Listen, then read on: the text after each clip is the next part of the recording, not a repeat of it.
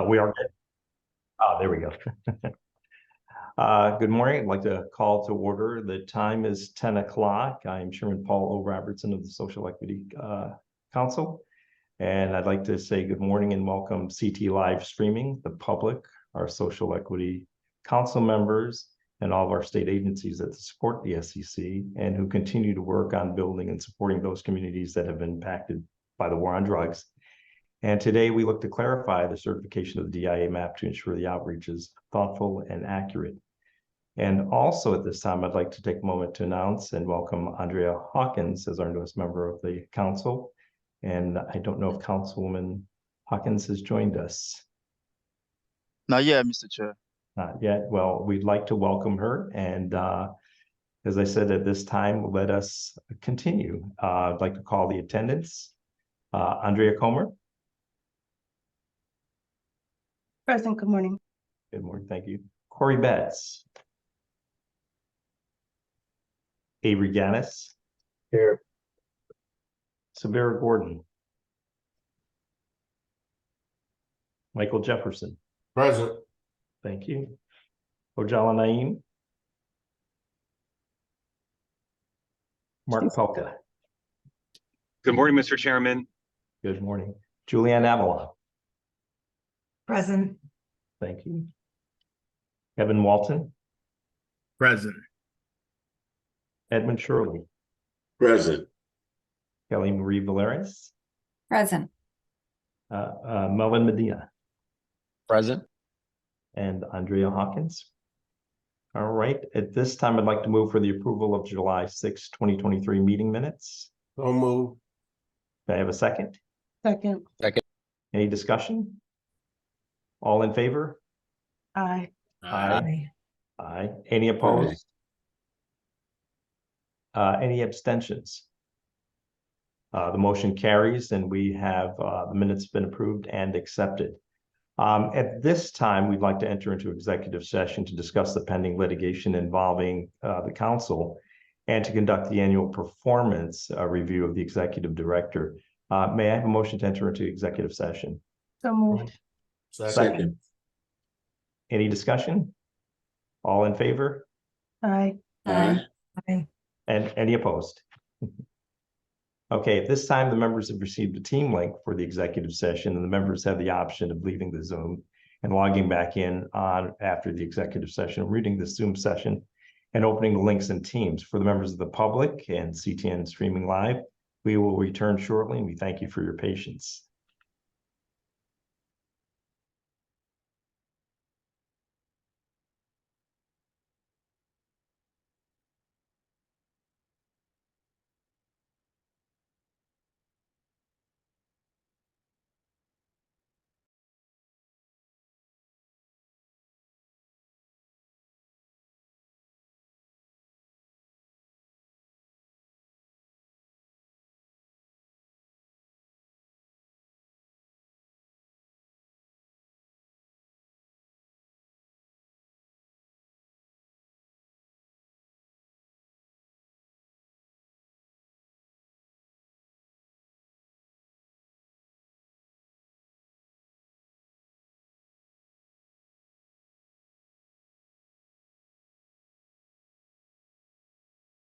Thank you, Attorney Madrid.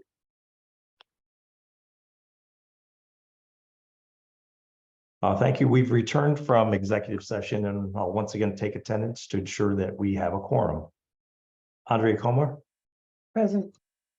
Corey Betts. Avery Gaddis. Here. Sabera Gordon. Michael Jefferson. Present. Thank you. Ojala Naeem. Present. Thank you. Mark Pelka. Present. Thank you. Julianne Avalon. Present. Thank you. Kevin Walton. Present. Ed Shirley. Present. Kelly Marie Valeris. Present. Melvin Medina.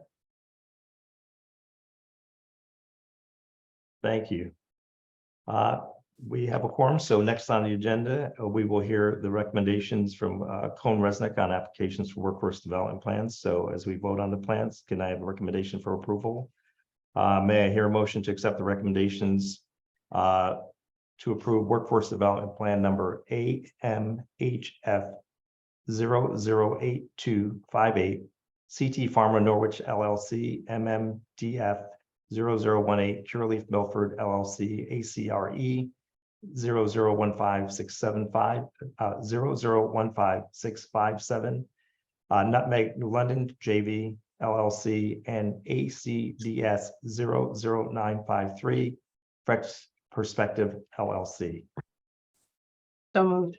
Second, Second. any discussion? The discussion, are we voting in a block on this? No, we're not. There's one more after. No. The So- ones that you listed. Oh, yes, on the block. Yes, apologies. We're voting on the block. All right. All in favor? Aye. Aye. Aye. Aye. Any opposed? Abstentions? Motion carries and the workforce the four workforce plans are approved. Next, let's move to the vote on equity for joint ventures. May I hear a motion to approve equity venture AMHF 008269 submitted by Sweet Spot West Hartford LLC? So moved. Second? Do I have a second? Second. Thank you. Any discussion? All in favor? Aye. Aye. Aye. Any opposed? Abstentions? I abstain. Thank you. Great, thank you.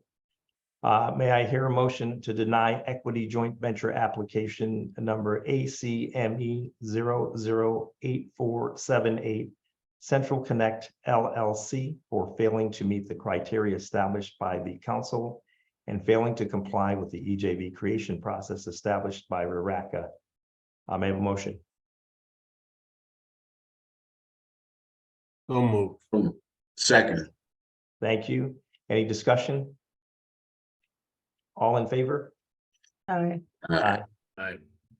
The motion carries and this equity joint venture has been denied.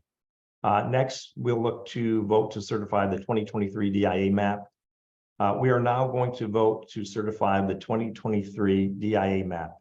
In previous years, the council was required to use either historical conviction rate or unemployment data as criteria to certify the DIA map, and this led to several communities being temporarily left out of the opportunities provided by this program. So to help solve this problem and fulfill the promises of equity of the RERACA, R-E-R-A-C-A, the council introduced legislation this session that uses poverty rate and historical conviction data to create a more inclusive DIA map that provides better opportunities for our constituents that were mostly disproportionately impacted by the war on drugs. The map we're voting to certify today is a major improvement from the previous ones because it includes additional 51 census tracts and covers 9 more towns. In total, the 2023 map shows 237 DIA census tracts with a 24.9% of the state's population. And some basic demographic information. As for demographics, it's important to note the following. The percentage of overall Black Hispanic representation in DIA tracts is 57%. The percentage of Black Hispanic population in DIA tracts is at 61.3%. And the percentage of historical drug convictions accounted for by DIA tracts is 68%. The Black and Hispanic in non-DIA tracts is 15.4%. With that being said, I'd like to hear a motion to certify the proposed 2023 DIA map as presented. So moved. Second. Thank you. Any discussion? All in favor? Aye. Aye. Aye. Any opposed? Abstentions? The motion carries. The proposed 2023 DIA map has been certified, and this DIA map will be posted on the CT Data Center website for public viewing. All public inquiries regarding this DIA map should be directed to our staff via sec@ct.gov. That's sec@ct.gov. All DIA cultivators approved last year may be, in addition to the 2021 and 2022 DIA map, also locate their cultivation business in the DIA approved on this day. All lottery applications and equity joint venture applications submitted on or after the certification of this map shall be governed by this DIA map. And all other applications submitted for the certification of this map shall be reviewed based on the 2022 DIA map, which is applicable at this time of the application submission. So by taking this resolution, the council is authorizing authorizing the executive director to, the next up on our docket is the resolution for the review and approval of the community grant recommendations. By taking this resolution, the council is authorizing the executive director to review and approve or deny in writing all recommendations for funding submitted by the community grant managers. The approval or denial of this funding request by executive directors to constitute a final decision of the Social Equity Council. May I hear a motion to adopt this resolution? Is that the entire resolution? Yes. So moved. Second, Second. any discussion? All in favor? Aye. Aye. The resolution has been adopted and a copy will be posted to the website. At this time, we'll move to get our executive director's report. Executive Director Clay. Thank you. Good morning, everyone. Thank you. I sent out a copy of my report last night, so I can go over it very quickly, or I can entertain any questions that members of the council may have. Jennifer, can you post? I can do a quick highlight. And again, if there's any questions, I can't see it, so you're gonna have to let me know if anyone has questions. Next slide, please. So today, the report will include staffing update, program updates, committee update, what's new, and the August goals for the office. So on our staffing update, we are reposting the administrative assistant position. We did not find anyone in the last round that fit the needs of the council. We have made an offer to the program manager for reinvestment, who completed all the interviews at this time. And we are also going to be making a recommendation for the program manager for outreach. We completed those interviews last week, and we do have a finalist that we want to recommend. And I will just chat briefly with Chairman Robertson on that recommendation. So our programs, Accelerator Program, Canna Business, Loan Fund, Community Reinvestment, and Community Conversation. The updates on those are, Jennifer, next slide, please. So Oaksterdam University, the Accelerator Program, save the date, graduation is upon us. Tentatively, it is scheduled for September 6th. We just are realizing that it is a conflict with the council meeting, which is also scheduled for September 6th. So I will be asking the council if they would not mind changing our date to the next Tuesday, which would be the 12th of September. I'll send out a notice on that. I think what happened here is our meetings are normally scheduled on Tuesdays. And so when this was being planned, it was planned for not a Tuesday. And I think the organizers didn't understand that we had moved our date because of the holiday. So, and I will report that we are expecting about 18 folks to graduate. And during that ceremony and that day, about 8 of the participants will be pitching to investors. So they've learned to pitch, they put all their information together. So they have the option of pitching to investors, and that's what's going to happen. And we're very excited about that. Again, we are waiting for one final approval on the Canna Business Revolving Loan Fund. It's some signatory needs that we have to get on the bank account. But other than that, we have met, we have updated, we have reviewed. And so as soon as that is approved, we are ready to launch the program. For our community reinvestment grant program, all of the grant makers have made announcements on the availability of funds. They are currently in the application period. Prosperity Foundation, as I mentioned to you all, had a press conference on July 21st in New Haven, very well attended. Folks in the community are very excited. I also visited the New London community and had some conversations with the folks in Southeastern Connecticut. And I attended an event in Waterbury talking about one of our partners rebranding themselves, but the community grants were all the buzz of that event and the events that I continue to follow up on. I am going to have a check-in with all the grant makers on this Thursday to update them on the approval process that was just put in place so that they can begin sending in their recommendations. Community conversations, we are still waiting on the Attorney General's office to approve the contract, but the council has selected trusted messengers for Hartford, New Haven, and Waterbury. And I have been in touch with some folks in Bridgeport, in Southeastern Connecticut, and Stamford. So I will be reaching out and continuing to work with the outreach committee on interviewing two organizations from Bridgeport, one organization from Stamford, and again, working with the local stakeholders in Southeastern Connecticut to identify a trusted messenger in that region so that we can also select trusted messengers and begin our community conversations as soon as possible. What's new? We are finally on Facebook, ladies and gentlemen. Please follow us. We have our first post. I want to thank Christina Diamond, who has been working very diligently on updating our website and making sure that our social media is moving in the right direction. I'm also very excited about the outreach person that we have recommended. They have a very extensive background in web updates and web maintenance and social media postings and all of that good stuff. So we're excited, but please tell your friends, follow us on Facebook. And then for our August goals, we have already certified the map, which had to be done by today. So congratulations and thank you. We're going to finalize our 24-25 goals. So we do have them in draft. Staff has been meeting and working, but because of vacations schedules, we'll have to circle back next week to finalize those goals and give them a final review and discuss those with the chair.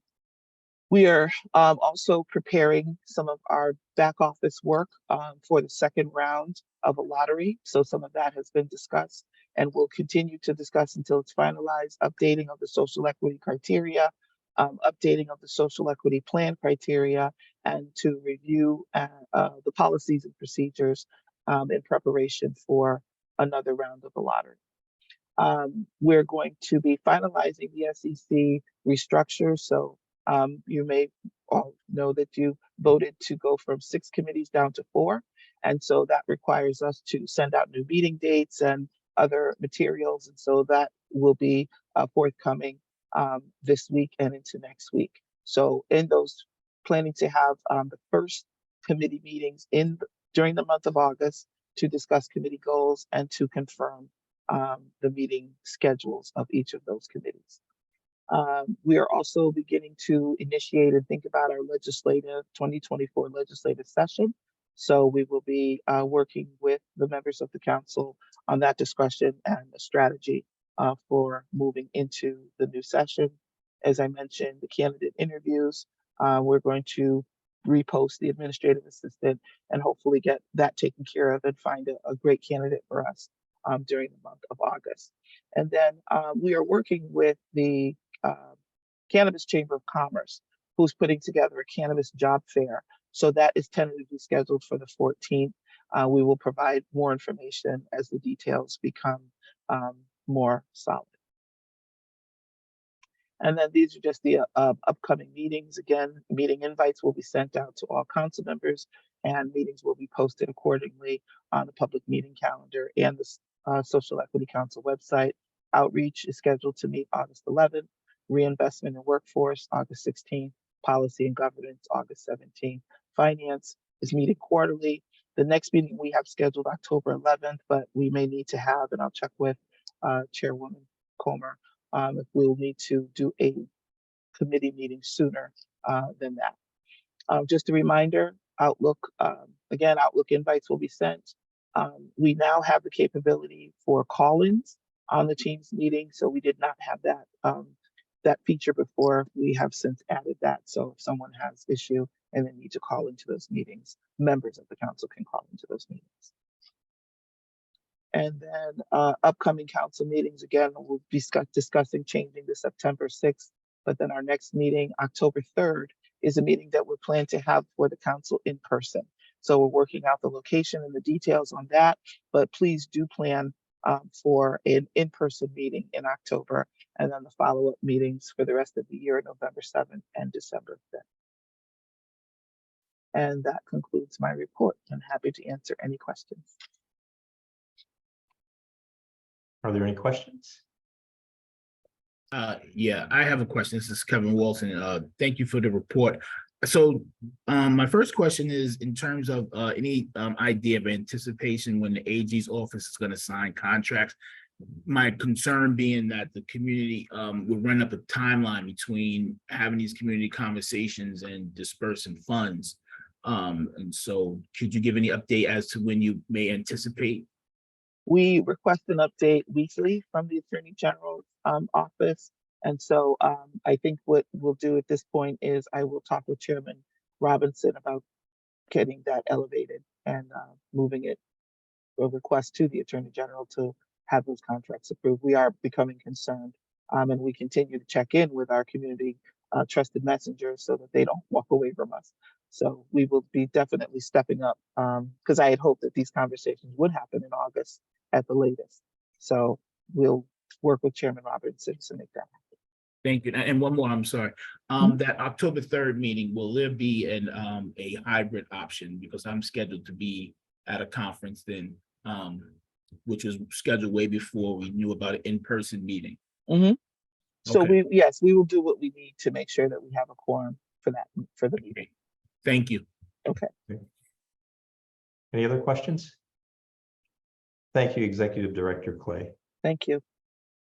At this time, we look for the good of the order. If there's any new business updates or any information that would like to be shared. Mr. Chair, Councilman if Walton? I may, I would like to just reiterate the press conference that happened in New Haven was well put together. And Councilman Jefferson and Jenny Ray did an excellent job, as did the Prosperity Foundation. But what I want to iterate to folks is that the New Haven community is excited about this opportunity because generally speaking, from folks I speak to with boots on the ground, folks in the community feel that they've been left out of this process. And so the opportunity to reinvest funds in these communities still being impacted is going to be huge for this council. So I think we're off to a great start. And so hopefully we can keep the momentum with the community conversation and disbursement of funds. Thank you for that, Councilman Walton. Any other comments? I'd also like to add one more comment that, as I speak to folks who are planning to apply for these funds, I think I want to have some other conversations with the council about maybe providing some type of capacity building or some support for these organizations, because we have talked about going very, very grassroots. And for those grassroots organizations, $5,000 is a lot of money. And it's not a lot of money that it's more money that's available and more money that they can actually apply for. And I'm hearing that some folks are afraid. They're not sure how they would. They could use 15 to 25,000, but they're not sure how they can manage that because of their limited resources and the fact that this kind of money has not been made available to them in the past. So I'll be circling back with the council to talk about how we might be able to help the community through that. Thank you. Councilman Palka. Thank you, Mr. Chair. Thank you for the points that Councilmember Walton raised and the Executive Director's reply. I remember, sorry, I didn't realize my camera's, sorry, pardon me. Sorry about that. I remember we had sought out foundations and organizations that had espoused values of equity and grant making. Have we seen yet any practices or policies from those foundations or organizations that lift up and support sub-grantees that perhaps don't have significant experience with these types of funds? I wonder if that might be a place to start or a chance to highlight some practices that are working. If I might, to you, Mr. Chair, that is exactly why we're having the check-in on Thursday, with Okay. all of the grant makers to see what's available in the community, how they in fact can help. I know that they are providing technical assistance to these applicants that are applying, and detailed information on who can apply, how much you should apply for, and all of that. So my first check-in is on this Thursday. That's great news. And if I may ask through the chairman, one other question. I have realized I couldn't quite remember what the reporting requirements are for the subrecipients of the funding. I know we'll want to, have measures of the people impacted by the funds. Could the executive director through the chair please just remind me of what reporting requirements are in place and what we might expect over time to come to the grant makers from the recipients of the funds? Yes, sure. So the grant makers themselves are seasoned and experienced grant makers, and they do have processes in place for the benefits and the metrics and the reporting requirements. And so I will again on Thursday be clarifying all of that, making sure that they are collecting the data that we're looking for them to collect, and that they will be reporting to us. I believe we've asked them for quarterly reports on the grant making progress and the benefits to the community, and then there will be an annual report. But according to this resolution, prior to making any approvals for these grant makers, the council will have an opportunity to look at, and as you'll see in the meeting package, there is a grant maker report that each of the applicants, they'll have to provide for each of the applicants, and it talks about a program overview. It talks about the expected outcomes of each of these programs, the name of the program, how much you're looking for, and what their budget, what the monies will be used for. So you'll get that for each and every one who is applying for money through the grant makers, and have an opportunity to comment on those requests. That sounds good. That's a nice reminder of it. Thank you for providing that information. You're welcome. Thank you, Councilman Felka and Clay. Any other comments? With that, I would like to move to adjourn. May I have a motion? So moved. Second, Second. all in favor? Aye. Aye. So moved. Thank you all, and thank you everyone for joining us today. Both CTN Streaming, the public, our state agencies, and thank you again for council members for the undying effort that you continue to do for the Social Equity Council and those that have been impacted by the war on drugs. Thank you all. Have a great week. Thank you, Mr. Chair. Bye.